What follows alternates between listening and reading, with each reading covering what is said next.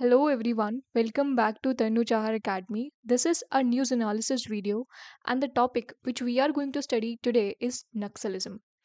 तो जो लोग रिपीटर्स हैं जिन्होंने एक दो बार एसएसबी दे रखी है उनको पता होगा कि ये टॉपिक कितना ज़्यादा रिलेटेबल है उनके लेक्चर रेट से और उनके जीडी से। लेक्चर रेट में एक आध बार ये टॉपिक आप अपने बैच में सुन लोगे एंड जीडी में इससे रिलेटेड क्वेश्चंस जो होते हैं वो बहुत बार पूछ लिए जाते हैं। क्यों ऐसा क्यों होता है? क्योंकि ये नक्सलिज्म टॉपिक जो है ये कुछ सालों से बहुत ज़्यादा न्यूज़ में है, क्योंकि इंडियन गवर्नमेंट ने एक डेडलाइन सेट की हुई है। तो आप इस स्टेटमेंट को एक बार रीड करो, जिससे आपको पता लग जाएगा कि नक्सलिज्म इंडिया में अब रिड्यूस होता जा रहा है एंड उसके पीछे गवर्नमेंट की पॉलिसी एंड प्लानिंग इन सब का बहुत बड़ा हाथ है।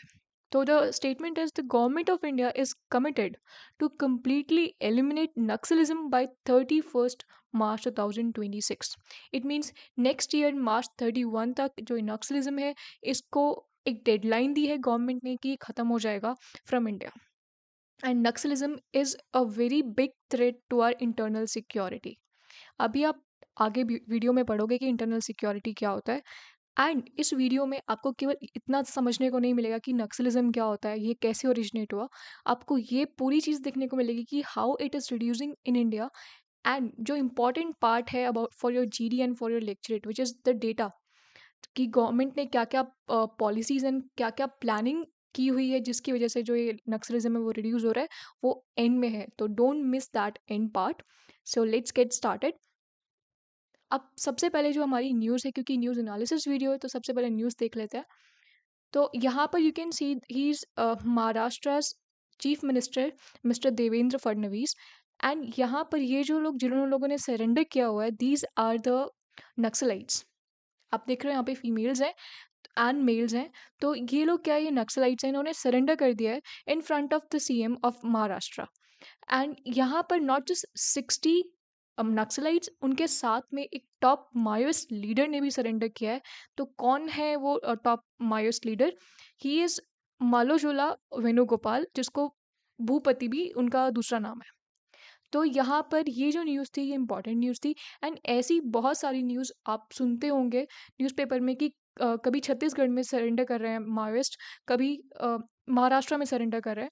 तो this specific news was from Gadchiroli which is in Maharashtra.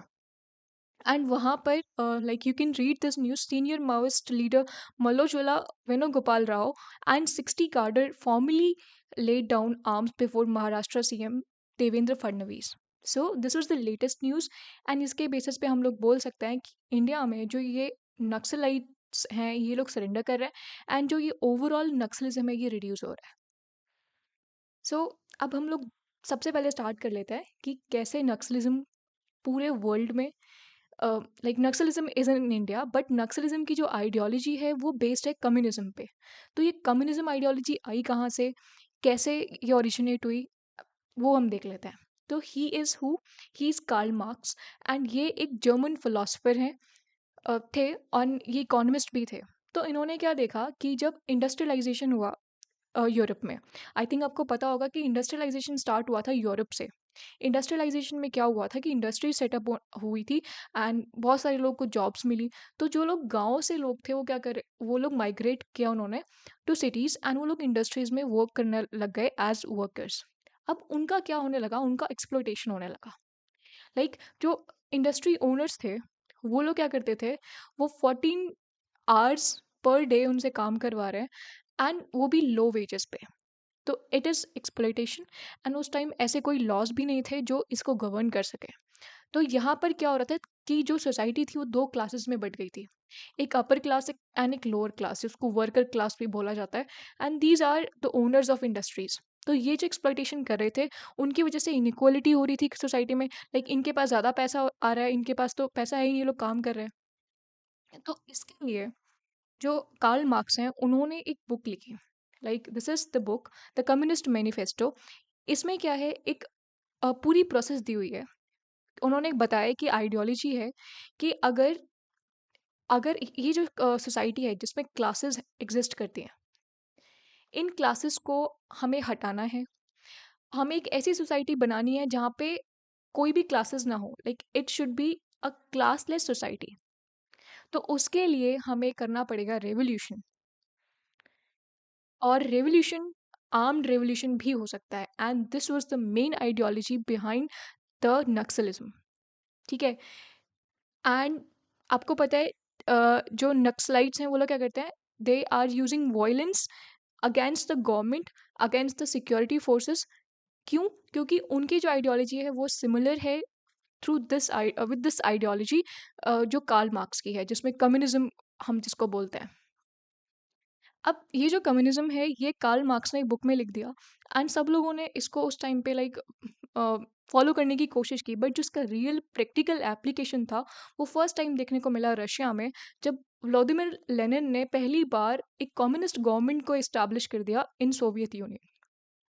तो रशिया से ये जो चीज़ है वो फैल गई फिर चाइना में, लाइक जो कम्युनिज्म का स्प्रेड है रशिया से चाइना में आए, दोनों नेबरिंग कंट्रीज हैं, तो उनके पास भी ये like it was a simple.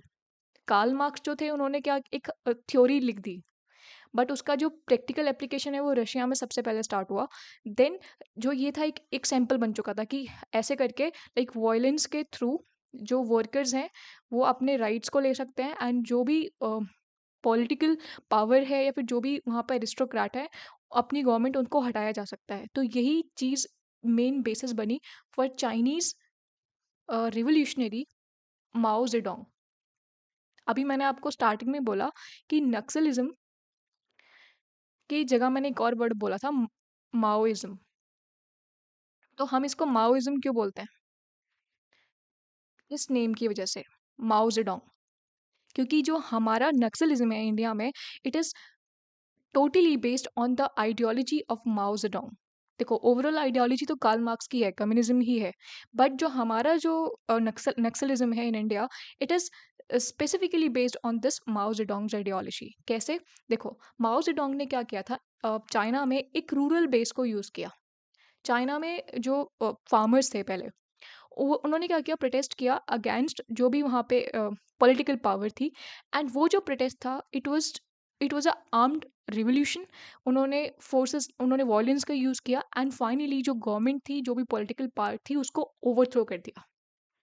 And उसके बाद से वहाँ पे चाइना में अब तक आपको पता है कम्युनिस्ट गवर्नमेंट है, रशिया में कम्युनिस्ट गवर्नमेंट है। तो इन कम्युनिज्म में क्या आपको देखने को मिलता है कि कम्युनिज्म में वी सी कि कोई क्लास नहीं होती है। लाइक बेस आइडियोलॉजी तो यही थी कि क्लासलेस सोसाइटी होगी, बट रियलिटी से बहुत डिफरेंट होती है। बट फिर भी हमारी जो हमें मेन चीज़ वो यही पढ़नी है कि कम्युनिज्म का आइडिया क्या है कि कोई क्लास नहीं होगी, जो भी रिसोर्सेज होंगे वो सबके बीच में इक्वली डिवाइड किए जाएंगे। लाइक कम्युनिज्म वर्ड कैसे आया? कम्युनिटी, कम्युनिटी में लोग होते हैं, उन लोगों के बीच में जो भी रिसोर्सेज होंगे वो इक्वली डिवाइड किए जाएंगे। कोई एक ऐसा नहीं होगा कि जिसके पास बहुत सारी वेल्थ है। लाइक इसके जो अगेंस्ट में आइडियोलॉजी होती है वो कैपिटलिस्ट आइडियोलॉजी होती है। उसमें क्या होता है कि कुछ लोग इंडस्ट्रीज लगाते हैं, उन इंडस्ट्रीज के ओनर्स होते हैं, एंड उन्हीं के पास ज़्यादातर वेल्थ होती है, एंड बाकी लोग क्या है, लाइक इनइक्वालिटी होती है इन वेल्थ डिस्ट्रीब्यूशन। तो अभी आपको समझ में आ गया होगा कि एक ओवरऑल बेसिक आइडियोलॉजी थी कार्ल मार्क्स की कम्युनिज्म की, एंड उसको फॉलो किया लेनिन ने, व्लादिमीर लेनिन ने इन रशिया। एंड उन्होंने जो वहाँ की गवर्नमेंट थी, एरिस्टोक्रेसी थी, उसको क्या कर दिया, ओवरथ्रो कर दिया। एंड देन यही सेम चीज़ हुई माओ जेडोंग के साथ में। माओ जेडोंग ने रूरल लोगों को यूज़ किया, फार्मर्स को यूज़ किया to overthrow the political power in China. अब ये चीज़ इंडिया के लिए भी एक सैंपल बन चुकी थी, क्योंकि इंडिया में जो ये नक्सलिज्म है ये हम माओ जेडोंग की आइडियोलॉजी पे बेस्ड है, चाइना की आइडियोलॉजी पे बेस्ड है। तो ये चीज़ इंडिया में स्प्रेड हुई। अब कैसे इंडिया में ओरिजिनेट होता है नक्सलिज्म वो हम देखते हैं। अब उससे पहले आप ये स्टेटमेंट एक बार पढ़ लो, एंड ट्रस्ट मी ये जो स्टेटमेंट है ये आपको पूरे नक्सलिज्म की जो स्टोरी है उसको एक थोड़ी सी लाइन में आपको बता देगा। बट अभी आपको ये स्टेटमेंट समझ में नहीं आएगा क्योंकि मैंने कुछ चीज़ें यहाँ पे अभी आपको बताई हैं। धीरे धीरे आपको सारी टर्म्स उसमें से समझ में आ जाएंगी जो भी यहाँ पे लिखी हुई है। तो देखो, Naxalism officially termed left wing extremism. अभी आपको ये समझ में नहीं आएगा कि what is left wing extremism. Represents one of India's most significant internal security threats. ये मैंने आपको पहले ही बताया है कि ये इंटरनल सिक्योरिटी के लिए थ्रेट है for India. It is a far left radical communist ideology insurgency. Communist अभी आपको समझ में आ गया होगा कि इनकी जो आइडियोलॉजी है वो कम्युनिज्म पे बेस्ड है। एंड ये लोग इंसर्जेंसी करते हैं, लाइक वॉयलेंट एक्शंस लेते हैं। इंसर्जेंट्स कौन होते हैं? जो लाइक कोवर्ट ऑपरेशंस करते हैं, एंड वो जो सिक्योरिटी फोर्सेस हैं उनके अगेंस्ट वर्क करते हैं, उनको मारते हैं। तो अ, जो ये नक्सलिज्म है ये भी रेडिकल कम्युनिस्ट इंसर्जेंसी है, and heavily influenced by Maoist ideology. अभी आपको समझ पाया माओइस्ट क्यों बोलते हैं, हम माओइज्म क्यों बोलते हैं इसे, एंड क्यों बेस्ड है ये माओइस्ट आइडियोलॉजी पे। Then which advocates for the violent overthrow of the state to establish people's government. ठीक है, इनकी जो कैरेक्टरिस्टिक है वो हमने पहले डिफाइन कर दी कि लेफ्ट विंग एक्सट्रीमिज्म ये लोग शो करते हैं। एंड इनकी जो इनका जो ऑब्जेक्टिव है वो क्या है कि थ्रू वायलेंस, ठीक है, they want to overthrow the government. जो अभी गवर्नमेंट है उसको ओवरथ्रो करना चाहते हैं, इंडिया में जो गवर्नमेंट है उसको नक्सलाइट्स ओवरथ्रो करना चाहते हैं थ्रू वायलेंस। एंड क्या स्टैब्लिश करना चाहते हैं? फिर वो अपनी गवर्नमेंट स्टैब्लिश करना चाहते हैं जिनको वो बोल रहे हैं पीपल्स गवर्नमेंट। ठीक है, तो इन सभी टर्म्स को आप धीरे धीरे अभी समझ जाओगे। एंड एक बार जब आप वीडियो एंड हो जाएगी, इस जो स्लाइड है इसको वापस से पढ़ना, एंड आई एम श्योर आपको इन इन में से सब कुछ समझ में आएगा। ओके, तो अभी हम लोग समझ लेते हैं। अभी हमने समझा वहाँ पे ये चीज़ पढ़ी थी हमने कि this is left wing extremism. तो ये left wing and right wing क्या होता है? तो यहाँ पर देखो, this is left side and this is your right side.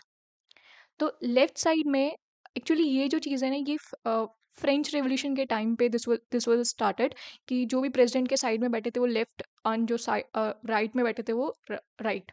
तो जो लोग लेफ्ट में थे वो लिबरल लोग थे, लाइक उनकी आइडियोलॉजी लिबरल आइडियोलॉजी थी। एंड जो राइट में बैठे थे उनकी थोड़ी like their traditional people, old aristocrats were there, तो वो राइट बोल दिया उनको। तो तब से ही चीज़ आ गई left wing and right wing. तो ऐसे ही क्या हो गया कि जिन ये क्या है, पॉलिटिकल आइडियोलॉजीज हैं, लाइक पॉलिटिकल पार्टीज होती हैं। तो उनकी क्या आइडियोलॉजी है, वो क्या फॉलो करना चाहते हैं? जो पॉलिटिकल पार्टी है उसके जो आइडियोलॉजी है वो लिबरल है, या फिर वो ट्रेडिशनल उनकी आइडियोलॉजी है, वो कंजर्वेटिज्म में फॉलो मानते हैं। जैसे अभी जो गवर्नमेंट्स हैं, कांग्रेस खुद को लिबरल बोलती है या फिर लेफ्ट विंग पॉलिटिकल पार्टी बोलती है, वहीं बीजेपी जो है वो खुद को राइट विंग पॉलिटिकल पार्टी बोलती है। तो लेफ्ट विंग में क्या होगे, देखो यहाँ पे लेफ्ट विंग में जो लोग नॉर्मल लेफ्ट विंग में होते हैं वो उनकी आइडियोलॉजी लिबरल आइडियोलॉजी होती है, वो लोग लिबरलिज्म को फॉलो करते हैं। बट जैसे जैसे ये जो आइडियोलॉजी है ये बहुत ज़्यादा रेडिकल हो जाती है, मतलब एक तरफ आप मान रहे हो आइडियोलॉजी को, एक तरफ बहुत ज़्यादा आप उसके अंदर फेथ रख रहे हो और बहुत ज़्यादा रेडिकल हो जा रहे हो, तो इस टर्म को, लिबरलिज्म को, फिर बोल दिया जाता है कम्युनिज्म। ठीक है, लेफ्ट विंग आइडियोलॉजी में क्या होता है कि जो ये आइडियोलॉजी में पीपल जो भी इसको फॉलो करता है, जिसकी भी आइडियोलॉजी होती है, वो ये सोचते हैं कि जो कम्युनिटी है, जिस कम्युनिटी में हम लोग रह रहे हैं वहाँ पे इक्वालिटी होगी, जो भी रिसोर्सेज हैं वो सब में बराबर बांटे जाएंगे। एंड थोड़ी change, like they always want change. जो भी करंट गवर्नमेंट है, करंट चीज़ें हैं उनमें चेंज लाना चाहिए। एक लिबरल वर्ल्ड होना चाहिए एंड लिबरल सोसाइटी होनी चाहिए। वहीं जो ये राइट विंग जो आइडियोलॉजी है उसमें क्या होता है, एक बहुत ज़्यादा कंजर्वेटिज्म होता है, लाइक अगर ये मॉडरेट है तो कंजर्वेटिज्म है, अगर ये बहुत ज़्यादा रेडिकल हो जाता है तो ये फेसिज्म है। इसमें क्या होता है कि अ, जो भी इसको फॉलो करता है उसमें वो लोग ट्रेडिशनल जो भी चीज़ें हैं उनको मानते हैं। एंड जो ये इक्वलिटी वाली चीज़ है कि सबको बराबर दिया जाएगा एंड सब में बराबर बांट दिया जाएगा, कोई भी एक पर्टिकुलर नहीं होगा, वो उस चीज़ में इतना नहीं लाइक बिलीव करते हैं। उनका मानना ये है कि सबको इक्वल अपॉर्चुनिटीज़ दी जाएँ एंड उसके बाद में जो भी जैसा परफ़ॉर्म करेगा वो उसकी खुद की मेहनत है। एंड ये लोग नेशनलिज़्म में मानते हैं। ट्रेडिशनल थॉट्स जो भी हैं उनमें मानते हैं। तो ये जो कम्युनिज़्म है ये लेफ्ट विंग आइडियोलॉजी है। ठीक है? अभी आपको ये समझ में आया होगा कि ये क्या है? लेफ्ट विंग एक्सट्रीमिज़्म है। Not not just left wing, it's extremism. Communism में मैंने आपको यहाँ पे ये जो चार्ट है इसमें दिखा रखा है, अगर लेफ्ट विंग आइडियोलॉजी बहुत ज़्यादा रेडिकल हो जाती है, एक्सट्रीम में चली जाती है, तो it is known as communism. तो यही सेम चीज़ ये नक्सलाइट्स भी शो कर रहे हैं, left wing extremism they are showing. ठीक है? यहाँ पे भी देखो लिखा हुआ है फार लेफ्ट। ठीक है? फार लेफ्ट मतलब बिल्कुल एक्सट्रीम में चले गए, रेडिकल। ठीक है? अभी लेट्स मूव फॉरवर्ड एंड हमारी जो स्टोरी है उसको कंटिन्यू करते हैं। तो ये जो नक्सलिज्म है इंडिया में कैसे ओरिजिनेट हुआ, ये it started from this village of west Bengal, Naxalbari. तभी इसका नाम नक्सलिज्म पड़ा, क्योंकि ये जो जिस विलेज में ओरिजिनेट हुआ था उसको उसका नाम है नक्सलबारी। एंड वहाँ पर क्या हुआ था, एक पीजेंट अपराइजिंग हुई थी। पीजेंट अपराइजिंग मतलब जस्ट लाइक अ प्रोटेस्ट, जिसमें फार्मर्स प्रोटेस्ट कर रहे थे अगेंस्ट जमींदार। जो इंडिपेंडेंस के बाद में जो बड़े ज़मींदार थे वो लोग क्या करते थे, फार्मर्स को एक्सप्लॉइट करते थे उनके पास, क्योंकि जो स्मॉल फार्मर्स थे, पीजेंट्स थे, उनके पास कम ज़मीनें थी। तो ये जो ज़मींदार थे, इन्होंने क्या किया, इन्होंने मतलब they were using these peasants for as low wage workers. ये लोग अपने फार्म्स में काम करवाते थे ज़मींदार इनसे, एंड देन इनको वेजेस भी बहुत कम देते थे, एक्सप्लॉइटेशन बहुत ज़्यादा होता था। एंड यहाँ पर ये जो नक्सलबारी विलेज है, ये दार्जिलिंग डिस्ट्रिक्ट में है ऑफ वेस्ट बंगाल। ये देखो, यहाँ पे सिलीगुड़ी कॉरिडोर आप देख रहे हो। तो यहाँ से ये स्टार्ट हुआ, एंड ये स्टार्ट हुआ इन 1967। तो इंडिपेंडेंस 1947 में हमें मिली, उसके 20 ईयर्स बाद में इट स्टार्टेड इन 1967। एंड आपको हमेशा से पता है कि कोई भी चीज़ इतनी जल्दी स्टार्ट नहीं होती है, उसके पीछे हमेशा से कुछ ना कुछ बहुत बड़ी चीज़ हो रखी होती है। तो ये जो ट्राइबल लोग थे, इन लोगों ने लाइक इनइक्वालिटी देखी थी। गवर्नमेंट जो थी वो जो लैंड रिफॉर्म्स जो उन्होंने प्रॉमिस किए थे, गवर्नमेंट ने इंडिपेंडेंस के बाद में उनको एग्जीक्यूट नहीं कर पा रही थी। इसलिए जो ट्राइबल लोग थे उनका एक्सप्लॉइटेशन हो रहा था, उनके साथ इनइक्वालिटी हो रही थी। उनके जो एरिया वहाँ पे डेवलपमेंट इतनी ज़्यादा नहीं हो रही थी, इसलिए वो लोग बहुत ज़्यादा फ्रस्ट्रेटेड थे। एंड फाइनली उन्होंने जो ये रास्ता चुना, वो चुना कम्युनिज्म का, जो कि बेस्ड था on this ideology of Mao Zedong, जिसको हम माओइज्म बोलते हैं या फिर नक्सलिज्म बोलते हैं। एंड इसके जो किन्होंने स्टार्ट किया, ये किनके साथ में स्टार्ट हुआ, तो ये this is Charu Majumdar. Remember this name, क्योंकि इन्होंने ये स्टार्ट किया था।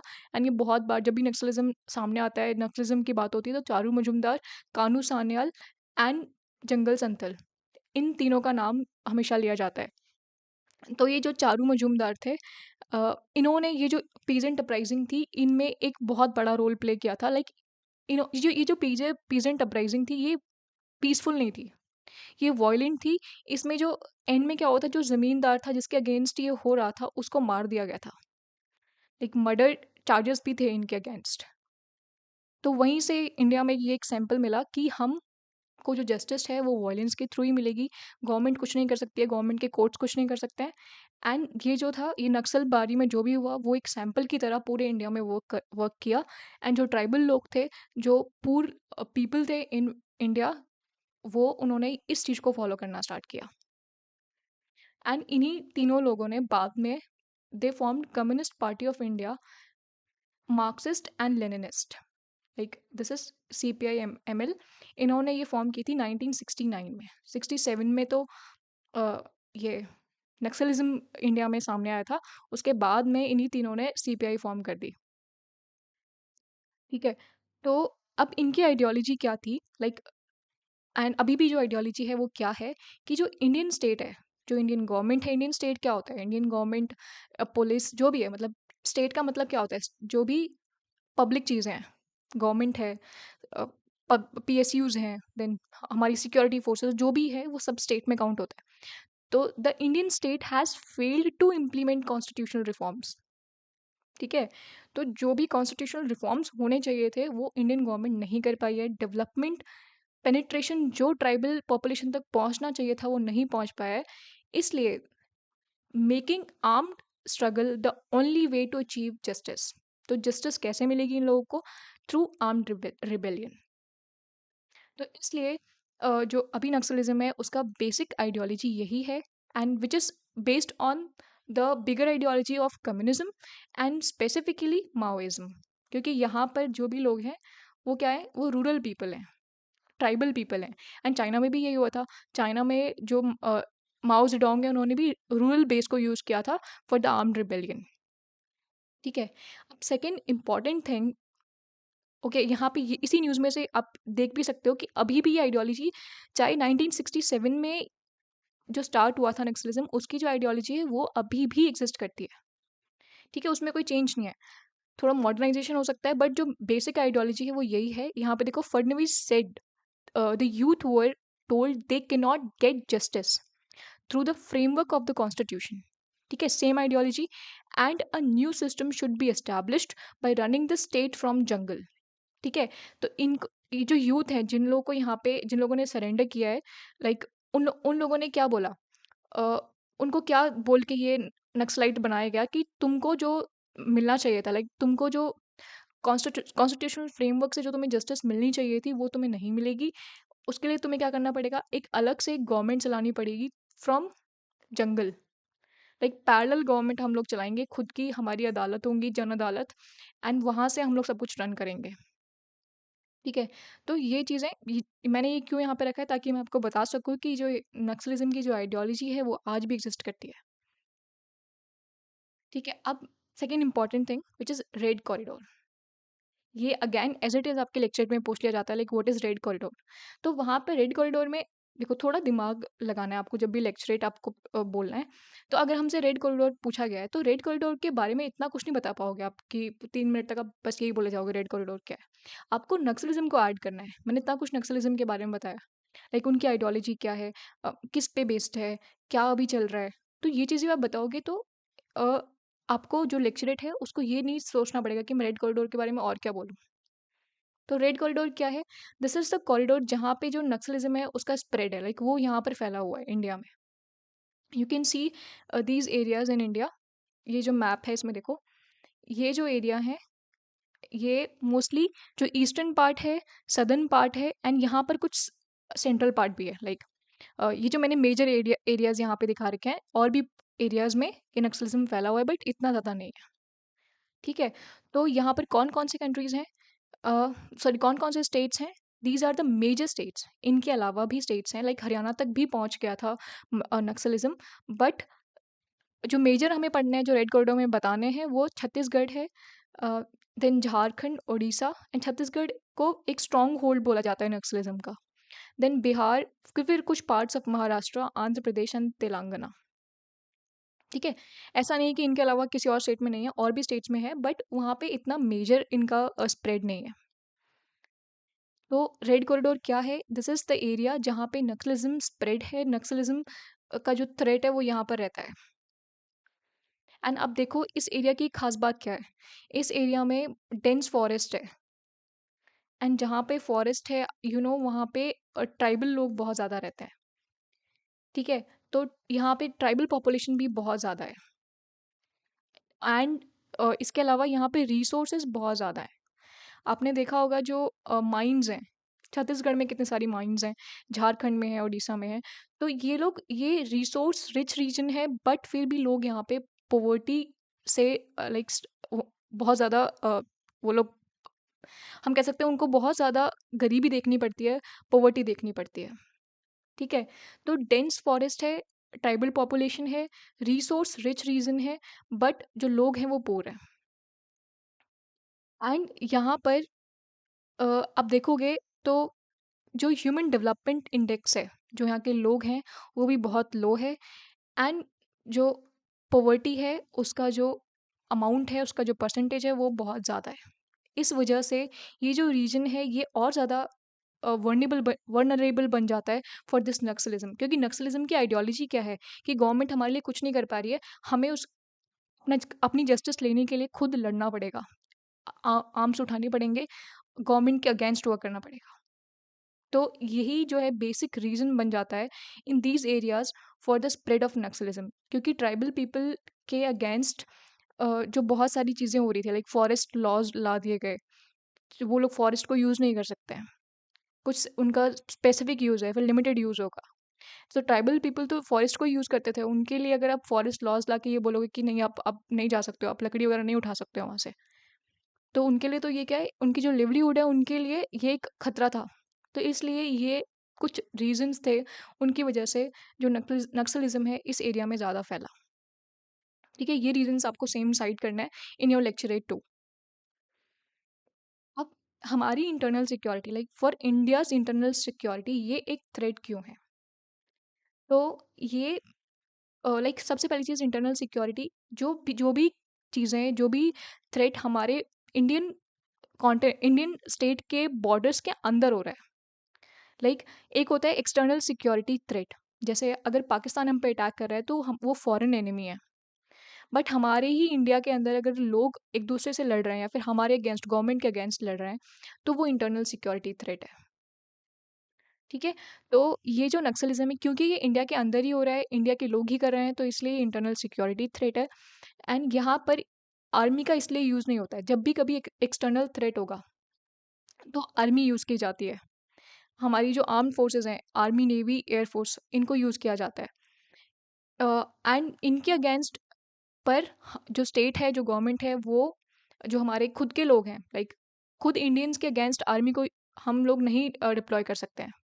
तो उनके लिए क्या है, एक एक तो स्टेट फोर्सेस हैं, जो स्टेट में पुलिस फोर्स होती है, वो तो होती है। देन सीएपीएफ्स को अलग से बनाया गया। ये क्या है, सेंट्रल आर्म पुलिस फोर्स, जो कि MHA, ministry of home affairs के अंडर वर्क करती है। आपको पता है, हमारी जो आर्म फोर्सेस हैं, वो मिनिस्ट्री ऑफ डिफेंस के अंदर वर्क करती है। एंड जो ये सीएपीएफ है, जिसमें सीआरपीएफ आती है, जिसमें बीएसएफ आती है, तो ये एमएचए के अंडर वर्क करती हैं। एंड करंट जो मिनिस्टर हैं, कौन है? जो हमारे होम मिनिस्टर हैं, मिस्टर अमित शाह। तो एमएचए सीएपीएफ को एडमिनिस्टर करती है। एंड सीएपीएफ जो हैं, वो जो स्टेट पुलिस है, उनकी हेल्प करती है to encounter and to counter this insurgents in the parts of red corridor. तो अभी आप देखोगे कि जितनी भी ये इंसर्जेंसी होती हैं, जितने भी नक्सलाइट्स हैं, ये हमारे सीएपीएफ पर्सनल को मारते हैं। लाइक उनके अगेंस्ट ये लोग वर्क करते हैं, उनके ऊपर वायलेंस दिखाते हैं। इसलिए जो ये इंटरनल सिक्योरिटी थ्रेट है, ये केवल आम लोगों के लिए नहीं इम्पॉर्टेंट है, ये हमारी जो सिक्योरिटी फोर्सेस है, जो उनके ऊपर जो अटैक्स हो रहे हैं, उनके लिए भी इम्पॉर्टेंट है। क्योंकि अगर इसमें रिडक्शन होगा, तो जो ये डेथ्स होती हैं, जो हमारे पुलिस पर्सनल्स हैं, जो हमारे सिक्योरिटी पर्सनल्स हैं, उनकी डेथ में रिडक्शन होगा। ओके। तो अब यहाँ पर देखो, ये लोग किस लिए हमारे लिए एक थ्रेट है इंटरनल सिक्योरिटी का, वो हमें समझना है। तो मैंने आपको उस आर्टिकल में भी समझाया था, लाइक यूथ को क्या बताया जा रहा है, कि क्या बोल के बहकाया जा रहा है कि आप नक्सलिज्म ज्वाइन करो, कि जो गवर्नमेंट है, उसका जो कॉन्स्टिट्यूशनल फ्रेमवर्क है, वो सही नहीं है। हमें खुद पैरेलल गवर्नमेंट्स बनानी होंगी, जिसकी वजह से हमें जस्टिस मिलेगी। तो पैरेलल गवर्नमेंट बनाने का इनकी आइडियोलॉजी है, जो कि खुद स्टेट की अथॉरिटी को डायरेक्ट चैलेंज करता है कि स्टेट कुछ नहीं है, स्टेट कुछ वर्क नहीं कर पा रहा है, तो हमें खुद अपनी गवर्नमेंट बनानी होगी। इसलिए ये इंटरनल सिक्योरिटी के लिए थ्रेट है। ये लोग क्या अपनी जन अदालत बनाते हैं, जो सिमिलर होती हैं हमारी कोर्ट्स जैसे। तो वहाँ पर जस्टिस दी जाती है अगर किसी के साथ कुछ हुआ है तो। देन ये लोग क्या कर रहे हैं, वॉयलेंस एंड इंस्टेबिलिटी, अभी मैंने आपको बताया, violence against security personnels, police personnels, and जो नॉर्मल सिविलियंस हैं, उनके साथ में भी। इनका जो ये नक्सलाइट्स हैं, इनका एक आर्म्ड विंग है, जिसको बोलते हैं people's liberation army, people's liberation guerrilla army. तो क्योंकि यहाँ पे गुरिल्ला वॉरफेयर को यूज़ किया जाता है, क्योंकि जंगल एरिया है ज़्यादातर, तो इसलिए यहाँ पर पीपल्स लिबरेशन गुरिल्ला आर्मी, इनका आर्म्ड विंग है, वो ये सारे ऑपरेशंस को रन करता है। जो ये वॉयलेंट ऑपरेशंस हैं, इन जो भी इंस्टेबिलिटी करनी है अ, यहाँ पर इन एरियाज़ में, तो उसके लिए ये रिस्पॉन्सिबल है, पीपल्स लिबरेशन गुरिल्ला आर्मी। ठीक है? तो ये आपको समझ में आया कि हमारी इंटरनल सिक्योरिटी के लिए how this Naxalism is a threat. ये एक तो स्टेट की अथॉरिटी को डायरेक्टली चैलेंज कर रहा है, साथ में वायलेंस एंड इंस्टेबिलिटी क्रिएट कर रहा है। ठीक है? अब गवर्नमेंट का क्या एक्शन प्लान है? लाइक मैंने आपको स्टार्टिंग में ही बताया कि जो गवर्नमेंट है, वो ये चाहती है कि 2026 मार्च 31 तक ये जो नक्सलिज्म इंडिया में फैला हुआ है, ये ख़त्म हो जाए। तो how government is planning things and how government is changing it's policies. अब देखो, आपको पता है कि मैंने रीज़न्स क्या बताए थे, नक्सलिज्म क्यों स्प्रेड हो रहा है, क्योंकि there is a gap, there is a void. Void किस चीज़ के लिए है? Development void. जो ट्राइबल लोग हैं, वो क्यों नक्सलिज्म को जॉइन कर लेते हैं? क्योंकि उनके लिए डेवलपमेंट एक बहुत बड़ा चैलेंज है। वहाँ तक गवर्नमेंट पॉलिसीज़ नहीं पहुँच पा रही हैं। गवर्नमेंट उनके लिए वर्क नहीं कर पा रही है। इसलिए जो ये वॉइड है, इसको भरना होगा। लाइक तो गवर्नमेंट ने भी जो अपना एक्शन प्लान है, जिसको 2015 में इन्होंने अडॉप्ट किया था, this is national policy and action plan. उसमें 2 ही पिलर्स हैं, like pillars are there, 3 pillars are there, but जो मेन 2 पिलर्स हैं, वो यही है कि एक तरफ आप नक्सल्स को हिट करो, हिटिंग नक्सल्स, क्योंकि वो लोग नहीं मानेंगे। जिन्होंने नक्सलिज़्म जॉइन कर लिया है, जो नक्सलाइट्स बन चुके हैं, उनको पहले आप हिट करो। और दूसरा है कि जो वॉइड है, जो गैप है, उसको आप एम्ब्रेस करो। जो नेग्लेक्टेड ट्राइबल्स हैं उनको क्या है, उनको एम्ब्रेस करो, एंड जो कम्युनिटी है उनको वापस से मेन स्ट्रीम में जोड़ो। तो this is the second thing which is embracing neglected communities. ठीक है। तो दीज टू थिंग्स जिनको गवर्नमेंट क्या कर रही है, जिनके ऊपर वर्क कर रही है, एक तरफ जो हमारी पुलिस पर्सनल्स हैं, सिक्योरिटी पर्सनल्स हैं, वो नक्सल्स को टारगेट कर रहे हैं। ठीक है। बहुत सारे ऐसे ऑपरेशंस आपने सुने होंगे जो अगेंस्ट नक्सल्स हैं। दूसरी तरफ गवर्नमेंट जो वो वॉइड है उसको फिल करना चाहती है, ताकि जो गवर्नमेंट के ऊपर जो उनका ट्रस्ट खत्म हो चुका था ट्राइबल्स का, वो वापस से आ सके। तो अब क्या प्लान्स हैं उनको हम पढ़ लेते हैं, क्योंकि हमें केवल ये दो चीज़ें नहीं बतानी है, एक्चुअल प्लान्स भी बताने हैं गवर्नमेंट के। ठीक है। तो लेट्स सी, सबसे पहले हम लोग यही पढ़ लेते हैं कि क्या गवर्नमेंट कर रही है for these people who are from tribal communities, like उनके लिए डेवलपमेंट के लिए क्या हो रहा है।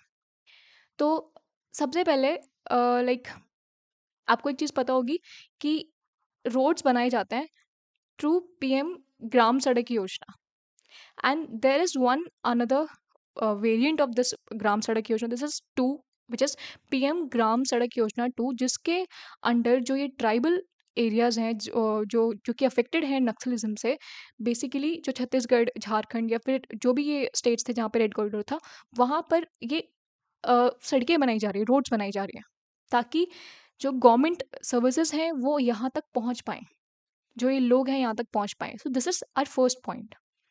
ठीक है। Second thing is education. अब आपको पता है कि जब तक एजुकेशन कहीं पर नहीं होगी, फॉर्मल एजुकेशन नहीं होगी, तब तक जो लोग हैं वो लाइक वो गलत बिलीव्स में मानेंगे, एंड गलत लोगों के साथ में चले जा सकते हैं। लाइक एक एजुकेटेड पर्सन, एक इन्फॉर्म्ड पर्सन एक एसेट होता है कंट्री के लिए। तो इन ट्राइबल लोगों को भी एजुकेशन के थ्रू हम मेन स्ट्रीम में जोड़ना चाहते हैं। इंडिया की गवर्नमेंट जो है वो इनको मेन स्ट्रीम में जोड़ना चाहती है थ्रू एजुकेशन। तो इनके लिए 130 एकलव्य मॉडल रेजिडेंशियल स्कूल्स अभी बनाए जा रहे हैं इन these tribal areas. Eklavya model residential schools, EMRS। तो 130 बनाए जा रहे हैं, बनाए बनाए जा चुके हैं, एंड इसके अलावा और भी सैंक्शनड है। ठीक है। तो this is for education. Then for skill development. अब ये जो एजुकेशन थी, this is for the small children, young children. But जो लोग ऑलरेडी पढ़ चुके हैं, फिर जो लोग ऑलरेडी बड़े हो चुके हैं, उनके लिए स्किल डेवलपमेंट के लिए कुछ करना पड़ेगा। तो वोकेशनल स्किल्स जो गवर्नमेंट है वो सिखाना चाहती है। वोकेशनल स्किल्स क्या होती हैं, जिनके थ्रू, ऐसी स्किल्स जिनके थ्रू आप करके आप पैसे कमा सकते हो। लाइक इंडस्ट्रीज में अगर वर्क करना किसी को आता है। ठीक है। लाइक वुमेन के लिए जो सिलना सिखाया जाता है, लाइक क्लोथ सेविंग सिखाई जाती है, इंडस्ट्रीज में वर्क करना सिखाया जाता है। तो ये सब क्या है, स्किल डेवलपमेंट, वोकेशनल स्किल्स सिखाई जाती हैं ये। And this is through which scheme, this is through Roshni scheme. तो ये भी आप ध्यान रखोगे, this is the third thing कि skill development. First is roads, second is your education, and third is your vocational skill in these tribal areas. तो अन scheme कौन सी है, Roshni scheme. And third and fourth and the most important thing जो हमने अभी starting में पढ़ी थी, which is surrender and re integration of these Naxalites. अब देखो, एक तरफ वो लोग हैं जो ट्राइबल हैं, जिन लोगों ने अभी नक्सलिज्म को ज्वाइन नहीं किया है, वो नक्सलाइट्स नहीं है, वो लोग नॉर्मल पीपल हैं। बट एक एक तरफ ऐसे लोग हैं जो ऑलरेडी नक्सलाइट्स हैं, पर उन लोगों को उनको सरेंडर करना है, उनको वापस से मेन स्ट्रीम में आना है, एंड जो ये सोसाइटी है उसमें री इंटीग्रेट होना है।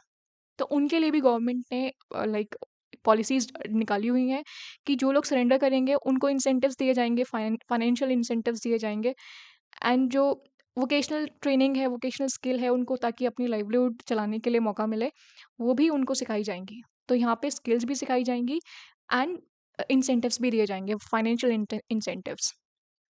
इसलिए जो नक्सलाइट्स हैं वो सरेंडर कर रहे हैं। अभी 60 ने सरेंडर किया, this was just one news. इससे पहले बहुत सारे नक्सलाइट्स ने सरेंडर कर चुका है। तो दीज आर 4 इम्पॉर्टेंट थिंग्स जिनको आप बोल सकते हो कि इंडियन गवर्नमेंट जो है वो एक जो गैप जो था उसको फिल करना चाहती है through more policies, through improved policies. Okay. Then second thing जो हमने डिस्कस किया था कि अब नक्सल्स को हिट करना है, जो ऑलरेडी जो लोग नहीं मान रहे हैं कि हम लोग नहीं आएंगे मेन स्ट्रीम में, उनको क्या है, उनको हिट करना पड़ेगा। एंड उनके लिए ऑब्वियसली मैंने बताया सीएपीएफ है। सीएपीएफ किसकी हेल्प करती है? स्टेट पुलिस की। तो अभी आपने देखा होगा कि सीएपीएफ में सीआरपीएफ जो है वो वर्क कर रही है against these Naxalites. And CAPF में सबसे बड़ी फोर्स है, लार्जेस्ट। इसकी जो एक स्पेसिफिक बटालियन है COBRA, which is commando battalion for resolute action. ठीक है, commando battalion for resolute action. ये एक specially skilled, specially trained battalion है जो ये जो नक्सलाइट्स हैं इनके अगेंस्ट वर्क कर रही है। इनको मतलब जहाँ पे भी छुपे हैं उनको वहाँ पे ढूंढ ढूंढ के मार रहे हैं। ठीक है, then this was just one case कि सीएपीएफ ने उन्होंने खुद को अपग्रेड किया है, उनकी जो कोबरा बटालियन है वो वर्क कर रही है। देन जो आंध्र प्रदेश है उसमें ग्रे हूंड्स को गवर्नमेंट इज डिप्लॉइंग। तो ग्रे हूंड्स अगेंस्ट क्या है? ये स्टेट पुलिस में जो स्पेशली ट्रेन्ड एक विंग है जो वर्क कर रही है अगेंस्ट दीज नक्सलाइट्स। ठीक है, and then operation green hunt भी चलाया गया है, जिसमें जो नक्सलाइट्स हैं इनको पकड़ा जाएगा एंड इनको वहीं पे इनका इनकाउंटर किया जाएगा, या फिर जो लोग इनको लाइक जेल्स में इनको बंद किया जाएगा। So this is the second thing. हमने पहली चीज़ पढ़ी कि डेवलपमेंट के लिए government is working. Second thing is it is also hitting the Naxalites जो कि करंटली एक्टिव है। तो उनके पास ऑप्शन ये है, या तो आप लाइक सरेंडर कर दो, या फिर आप इन जो पुलिस फोर्स है या फिर जो सीआरपीएफ है उसके अंडर आप मारे जाओ। ठीक है, तो ये गवर्नमेंट का प्लान है। एंड इस प्लान का रिजल्ट क्या रहा है, क्योंकि हर गवर्नमेंट कुछ ना कुछ प्लान बनाती है, कुछ पॉलिसीज होती हैं, उन पॉलिसीज का रिजल्ट क्या है। तो अभी आप देखो, 90 Naxals have been killed, 104 arrested and 164 have surrendered in the year by March 2025. तो this was the data from March 2025। And अभी और भी ऐड हो गए हैं इसमें। जो 90 हैं उनको मार दिया गया है, 104 को अरेस्ट कर लिया गया है एंड 164 को उन्होंने खुद सरेंडर कर दिया है। तो जो लोग सरेंडर कर रहे हैं उनका नंबर ज़्यादा है। ठीक है, देन 2024 में क्या हुआ? 290 नक्सलाइट्स वर न्यूट्रलाइज्ड, उनको किल कर दिया गया। 1090 वर अरेस्टेड एंड 881 सरेंडर। ठीक है, तो ये जो उनकी नंबर है, उन नक्सलाइट्स का जो नंबर है उनका उनमें रिडक्शन हो रहा है। एंड ये ईयर बाय ईयर हो रहा है। लाइक 2024 में भी हुआ। जो एक्शन प्लान था वो 2015 का था, उसके बाद से 10 ईयर्स हो चुके हैं। तो 10 ईयर्स में क्या देखने को मिला है वो हम देखते हैं। ये देखो, ये ग्राफ आप देखो, इसमें देखो यहाँ पर these are the most, actually these are the affected district. ये अफेक्टेड डिस्ट्रिक्ट्स हैं जो किससे अफेक्टेड थे? नक्सलिज्म से अफेक्टेड थे। एंड पहले इनका जो नंबर था वो 150 प्लस था इन 2010। 2013 में ये 126 हो गया एंड 2025 में ये रिड्यूस होकर जस्ट 11 डिस्ट्रिक्ट्स। तो can you see the progress? Just 11 districts are now affected with this naxalism. तो this is the progress. And then उसके बाद आते हैं मोस्ट अफेक्टेड डिस्ट्रिक्ट्स। तो ये 2014 के आसपास, लाइक हम 14 भी नहीं, जो हम अभी प्रीवियसली क्या था, 12 डिस्ट्रिक्ट्स ऐसे थे जो मोस्ट अफेक्टेड थे। But in 2025 it is just 6 districts, जो कि मतलब इसका जस्ट हाफ जो है वो भी मोस्ट अफेक्टेड डिस्ट्रिक्ट्स में है। उनमें से 4 तो छत्तीसगढ़ में है, एक महाराष्ट्र में, दिस इज गढ़चिरौली जिसके बारे में हमने अभी सुना, एंड एक झारखंड में सिंहभूम। इसमें आपने सुकमा सुना होगा, जहाँ पर हमारी जो सिक्योरिटी फोर्सेस हैं वो ऑपरेशंस रन करती हैं अगेंस्ट दीज नक्सल्स। तो ये जो 6 एरियाज हैं, मोस्ट अफेक्टेड डिस्ट्रिक्ट्स हैं, इनको भी धीरे धीरे रिड्यूस कर दिया जाएगा। एंड 2026 मार्च जो है वो फाइनल डेडलाइन है इनके लिए फॉर नक्सलाइट्स, कि उनको यहाँ से फुली वैनिश कर दिया जाएगा, completely obliterate from our soil. Then अब ये देखो, ये पीआईबी का डेटा है अगैन। इसमें दिखा रखा है क्लियरली कि जो सिविलियंस किल किए जाते थे, लाइक उनका जो एक्सप्लॉइटेशन था, उनका जो डेथ थी सिविलियंस की by L W, which is left wing extremist. तो वो उन्हीं की बात कर रहे हैं, नक्सलाइट्स की बात कर रहे हैं। तो पहले जो इनका नंबर था उससे काफ़ी ज़्यादा रिडक्शन देखने को मिला है। अभी 121 पर ईयर ये डेथ्स देखने को मिल रही हैं जो अगेंस्ट सिविलियंस हैं। ठीक है, सिविलियंस की जो डेथ है उनमें भी रिडक्शन देखने को मिला है। So this is the whole news and I think आपको चीज़ें समझ में आई होंगी कि क्या क्या नक्सलिज्म में हमने पढ़ा, क्या इसकी आइडियोलॉजी किस पे बेस्ड है, देन इसका जो मेन लाइक मेन आइडियोलॉजी तो कम्युनिज्म पे बेस्ड है, देन माओइज्म से कैसे ये खुद को रिलेट करता है, एंड इसकी जो नक्सलिज्म है इसकी इंडिया में स्टार्टिंग कैसे हुई, जो इसके ओरिजिन में जो लोग थे चारू मजूमदार, कानू सान्याल, जंगल संथल, उनका क्या रोल था, देन ये इंडिया में कैसे इंक्रीज हुआ, एंड देन फाइनली ये रिड्यूस कैसे हो रहा है। गवर्नमेंट की पॉलिसीज मेन अभी जो इम्पोर्टेंट है, क्योंकि अभी आपसे ये नहीं पूछा जाएगा कि नक्सलिज्म इंडिया में कैसे ओरिजिनेट हुआ, अभी आपसे ये पूछा जाएगा रिड्यूस कैसे हो रहा है। तो तभी आपको गवर्नमेंट के एक्शन प्लान को बताना है। तो वो मेन है, वो जीडी के लिए मेन है। अब अगर अब तक आपने ये वीडियो देखी है तो मतलब कॉन्ग्रेचुलेशंस कि आप जीडी के लिए बहुत सारे पॉइंट्स यहाँ से लेके जा रहे हो, क्योंकि जीडी में यही चीज़ अभी पूछी जाएगी कि अभी नक्सलिज्म रिड्यूस कैसे हो रहा है, क्योंकि न्यूज़ आप देख रहे हो न्यूज़ रिडक्शन में आ रही है। लाइक न्यूज़ जो होती है उनमें यही हेडलाइंस होते हैं कि there is a reduction in Naxalism, तो ये रिडक्शन आपको जस्टिफाई तो करना है ना, कैसे हो रहा है ये। So, this is all for this news. You can subscribe to my channel.